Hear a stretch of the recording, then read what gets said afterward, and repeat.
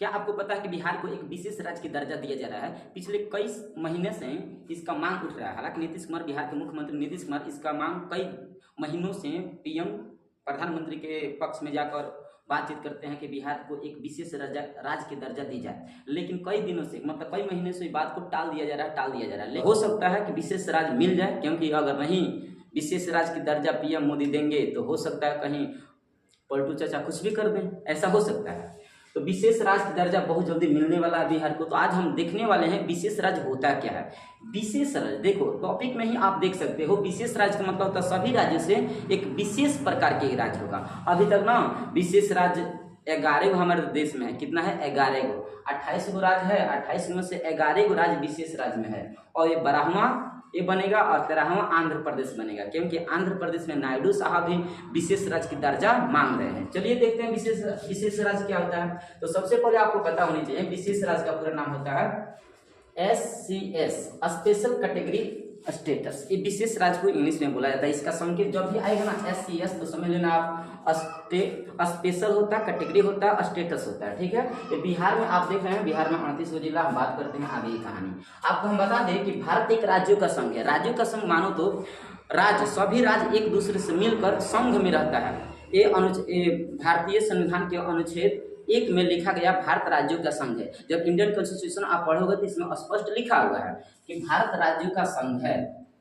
अब देखो, जब राज्यों का संघ है तो क्या होता है ना, तो इसका विकेंद्रीकरण कर दिया गया है, केंद्र का विकेंद्रीकरण कर दिया गया है।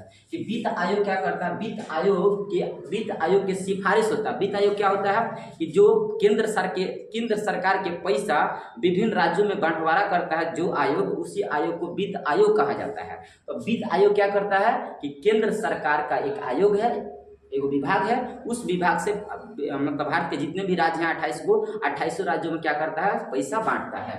तो वित्त आयोग की सिफारिश होता है, उनका कुछ बहस होता है, उस सिफारिश के अनुसार राज्यों में राजस्व को बांटा जाता है, मतलब पैसा को बांटा जाता है। अब देखो ना, हर एक राज्य को लगभग 60% वित्त आयोग दिया जाता है। तो जो राज्य विशेष होता है ना तो उसे 90% दे दिया जाता है। देख रहे हो आप, इसलिए विशेष राज्य का मांग करना बहुत उचित होता है, क्योंकि केंद्र सरकार इनको 90% पैसा देता है, 90% राजस्व देता है। अब बाकी अन्य राज्यों को कितना देता है? 60%। तो विशेष राज्य होने में बहुत फायदा होता है।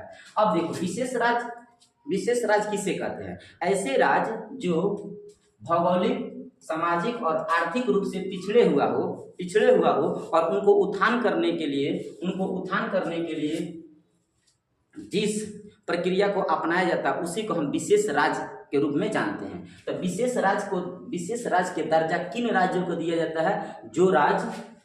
जिस राज्य में भौगोलिक और सामाजिक और आर्थिक पिछड़ेपन होता है, पैसा कौड़ी की बहुत ज्यादा समस्या होता है, विभिन्न प्रकार की समस्याओं से राज्य जूझता हो, तो उस राज्य को उत्थान करने के लिए विशेष राज्य को घोषित किया जाता है। ठीक है।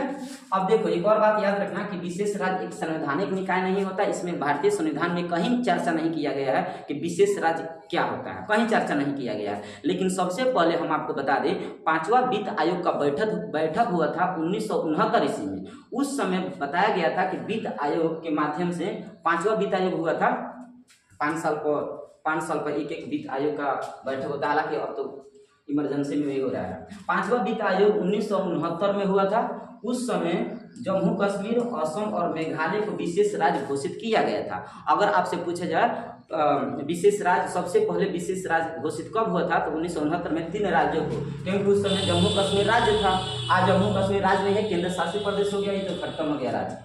असम और मेघालय को विशेष राज्य दिया गया, ठीक है। लेकिन उस समय 1969 में तीनों था और 2019 में जाकर इसे खत्म कर दिया गया। और आज आपको हम बता दें, आज भारत में 11 गो राज्य को विशेष राज्य के दर्जा दिया गया। कौन कौन? देखिए, हिमाचल प्रदेश, देहरादून, ये सब के सब इसमें देखोगे आप तो 11 गो में से 8 गो राज्य ऐसे, 9 गो राज्य ऐसा है, 9 गो 10 गो, एगो तेलंगाना में छोड़ दिया जाए तो बाकी सब के सब पूर्वोत्तर वाला है। पूर्वोत्तर देखो कैसे, एगो तो हिमाचल प्रदेश है, एगो उत्तराखंड है, सिक्किम है, असम है, अरुणाचल प्रदेश, नागालैंड, मणिपुर, मिजोरम, त्रिपुरा, मेघालय और तेलंगाना। इतना राज्य, 11 राज्य बोले हैं, तो 11 क्या है? विशेष राज्य के दर्जा दिया गया है इन 11 को। हम आपको बता दें कि कोई राज्य विशेष राज्य का दर्जा क्यों मांगता है? इसका कोई ना कोई नियम होगा, आखिर उसमें कुछ ना कुछ फायदा तो जरूर होगा, इसलिए कोई राज्य विशेष राज्य का दर्जा मांगता है। तो देखिए इसमें फायदा क्या है। फायदा ये है, सबसे पहले फायदा देखने से पहले हम बता दें कि विशेष राज्य का दर्जा किन किन राज्यों को मिलता है। तो देखिए हम क्या बता रहे हैं, पहले विशेष राज्य की दर्जा किन किन राज्य किन किन स्टेट को मिलेगा। तो जो स्टेट इन सभी परेशानियों से जूझता होगा उस राज्य को विशेष राज्य घोषित किया जाएगा। अब विशेष राज्य जब घोषित हो जाता है तो उस राज्य को इतना लाभ दिया जाता है। ठीक है, तो ये कारण देखिए जिसकी वजह से हम विशेष राज्य बनाते हैं। सबसे पहले उस राज्य में संसाधन की कमी होता है, कई प्रकार के संसाधन की कमी होता है, प्रति व्यक्ति आय कम होता है, आर्थिक पिछड़ेपन होता है, पहाड़ी और दुर्गम इलाका होता है जिसकी वजह से वहाँ बहुत ज्यादा जीवन यापन कठिन हो जाता है, जनजातीय समुदाय होते हैं उनका विकास नहीं हो पाता है। इन सभी कारणों की वजह से कोई राज्य को विशेष राज्य की दर्जा दी जाती है। अब जो राज्य विशेष राज्य बन जाता है तो उसे देखिए क्या क्या लाभ मिलता है। भारत सरकार उनको ना 90% वित्त पोष देता है। वित्त पोष का मतलब होता है, मान लीजिए 100% यदि रुपया वहां से लंच होगा ना तो 90% किसको देगा? विशेष राज्य को 90%। यदि हर एक राज्य में मान लो कि 100% में से कुछ परसेंट इधर उधर करना है तो 90% वित्त आयोग अन्य राज्यों को 60% पैसा देता है। ठीक है, केंद्र सरकार के बजट के 30% हिस्सा SCS मतलब स्पेशल कैटेगरी स्टेटस के लिए आरक्षण किया जाता है। मतलब जो राज्य विशेष राज्य होता है ना तो उससे केंद्र सरकार की जितना बजट होता है ना उस बजट के 30% हिस्सा केवल इन लोगों का अधिकार होता है। कौन? विशेष राज्य के जिसका दर्जा होता है ना उन सभी राज्यों का 30% हिस्सा का आरक्षण होता है, रिजर्वेशन होता है। अब बाकी जो 70% बचेगा वो भारत सरकार समझे और अन्य राज्य समझे, लेकिन 30% पहले इसे मिल जानी चाहिए।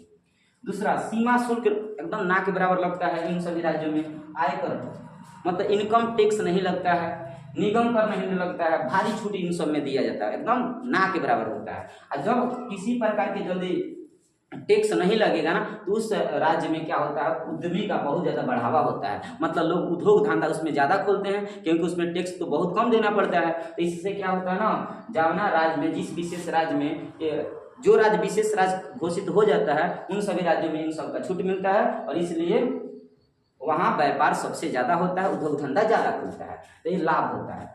और दूसरा बात, क्या अब हम आपको बता दें, क्या बिहार स्पेशल राज्य के अंतर्गत आ सकता है? क्या विशेष राज्य के अंतर्गत उसे रखा जा सकता है? देखिए पिछले साल क्या हुआ था ना, बिहार में एक सर्वे हुआ था जिसमें पता चला था कि बिहार में लगभग 1/3 हिस्सा ऐसे होते हैं, ऐसे लोग हैं जो गरीबी के जिंदगी जीते हैं। मतलब आर्थिक पिछड़ेपन बहुत ज्यादा, आर्थिक रूप से जूझ रहे हैं, आर्थिक रूप से बहुत ज्यादा पैसा कमी है और ये गरीबी गरीब हो चुके हैं, लाचार हो चुके हैं, गरीबी से जूझते हैं। कितना? 1/3%। मतलब यदि बिहार में 3 भाग कर लोगे ना तो 1/3